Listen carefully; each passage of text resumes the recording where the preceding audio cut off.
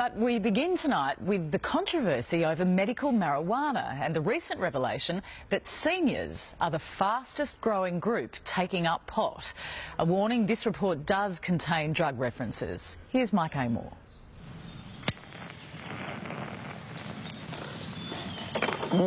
I don't believe in drugs, but then I've also never been someone who suffered from pain.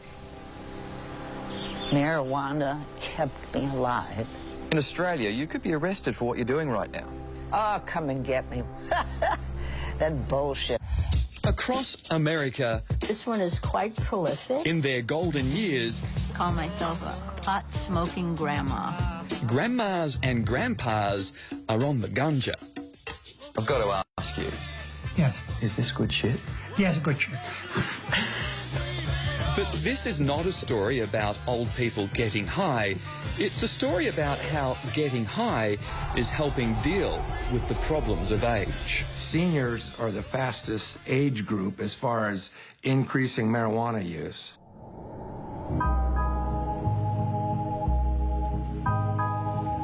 Laguna Woods, south of Los Angeles, with 18,000 residents, is one of the largest retirement towns in America.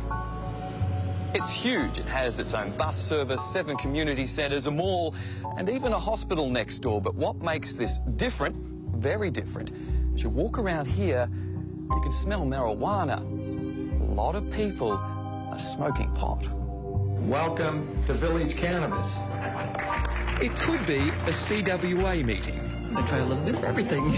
They've all come with an appetite, but they're not here to swap recipes or play bingo. Because these seniors are also stoners.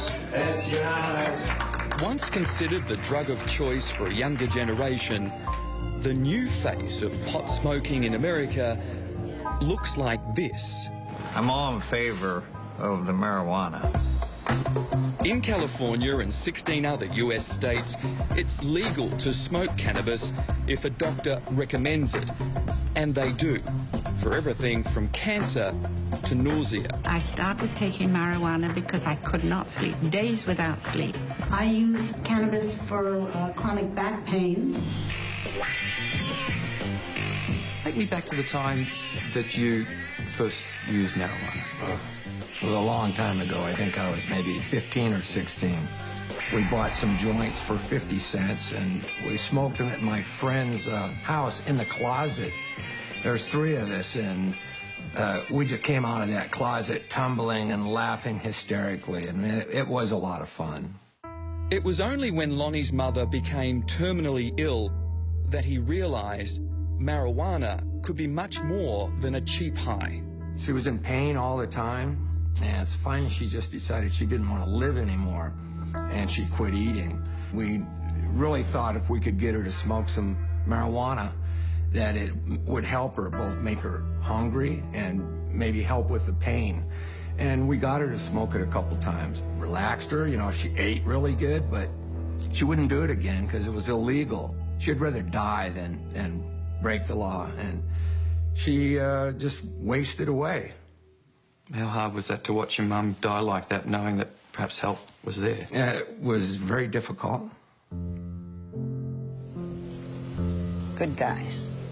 Good Gigi. Good Teddy. And you were determined to make sure that what happened to your mum wasn't going to happen to others? Absolutely. This is a really warm summer day. So, 3 years ago, Lonnie began helping seniors treat their pain with cannabis. We had one member who had planned on killing herself until she got relief that cannabis provided for her. So it saves lives. I carry this in the car or in my purse. 76-year-old Margot Bauer is a retired nurse with multiple sclerosis. She first tried marijuana 2 years ago to overcome severe nausea, a symptom of MS. One night, in the middle of the night, I woke up vomiting and I couldn't stop. Later, a carer at Laguna Village offered a solution. We went down to her old beat-up car. She opened the door, brought out a pipe and some marijuana. She said, "You've got to try this tonight. When that wave of nausea hits you, will you do this?" And I said, "I'll try anything." Has marijuana made the suffering easier? Oh, that's gone away. My physical suffering.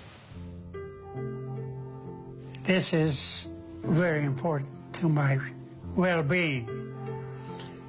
It is God sent to me. Joe Swartz is a World War II veteran. In 1948, Joe had surgery to remove 3/4 of his stomach, and for more than 5 decades, he suffered from nausea and pain until his son convinced him to try weed. I found that if I take a smoke of cannabis, it takes 10 seconds for that nauseous feeling that I have for eating. Just 10 seconds, it's gone. Within 10 seconds, it's gone. Around the corner from Joe lives 81-year-old Sally. This is the secret garden, and have a look at that. Wow. So this is like my pride right here. It was arthritic pain in her hands that led Sally to the herb 5 years ago. Here's another one all by itself. That's very good. For Sally, the proof is in her fingers. An accomplished cellist, she's now playing again after marijuana relieved her arthritis. But everything is funny when you're smoking. Actually, Sally doesn't smoke. Instead, she uses a vaporizer, which creates cannabis steam. And because I'm going to bed at night when I do this, I do the whole balloon. Does it feel good? Oh, yeah. Let's be honest, though. Do you take it for fun sometimes? If I have some company, yes, I might take it for fun, just the same way as I might take a martini. I'd rather have this than martini. Martini costs me $25 a bottle. This costs me nothing. Many old-timers are also first-timers when it comes to taking dope, and that can create its own unique problems. Me and another member was at this lady's house, and she was getting ready to use it, and the phone rang. She went to the phone, and she was on it for a few seconds, and she came back and said, "You've got to get out of here. It's my son. My son's coming. He doesn't know I'm doing this. And when he was a teenager, we gave him hell for it."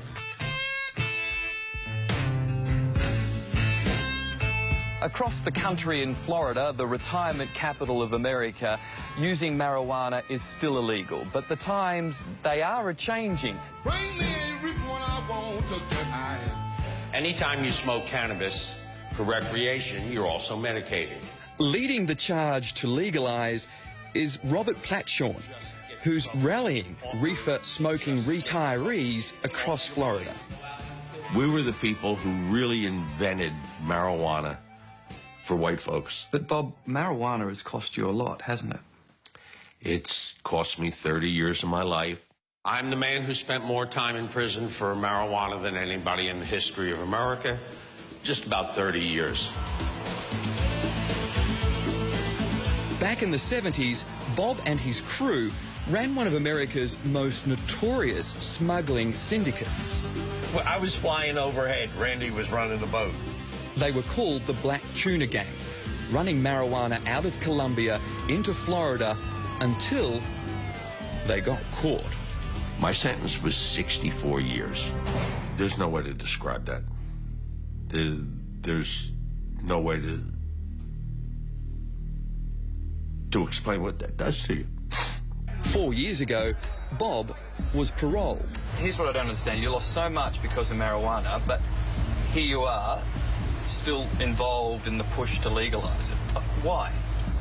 I looked around and I saw there was no spokesman that the public knew who was advocating and teaching the benefits of marijuana. The only people out there talking were the government, and nobody was actually telling people the truth.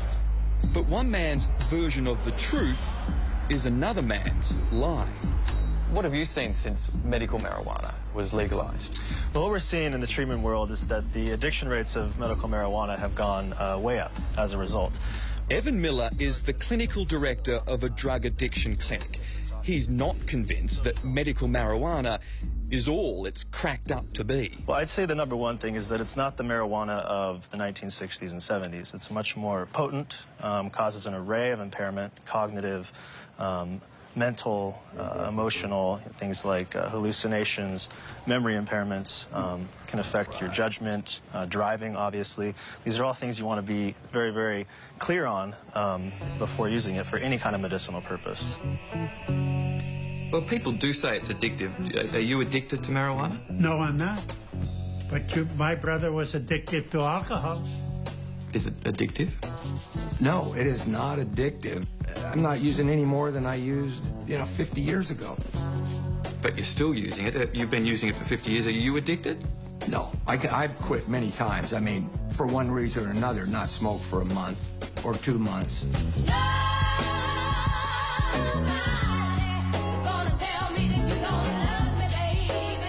What's marijuana meant to your life? It meant to me a lifesaver, really. That's significant. Lifesaver. Do you think you would have lived this long without marijuana? I don't know. I couldn't tell you, but I'm glad I'm here.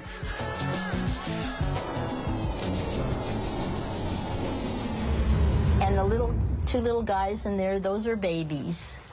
And until they get a little bit older, we won't know what sex they are. I'm so glad that I've had an 80-year-old teach me how to grow pot. I'm so glad I could teach you young people something. Mike Amor with the very green-thumbed Sally there. And for more information about that story, you can go to our website where there are links to helplines for people concerned about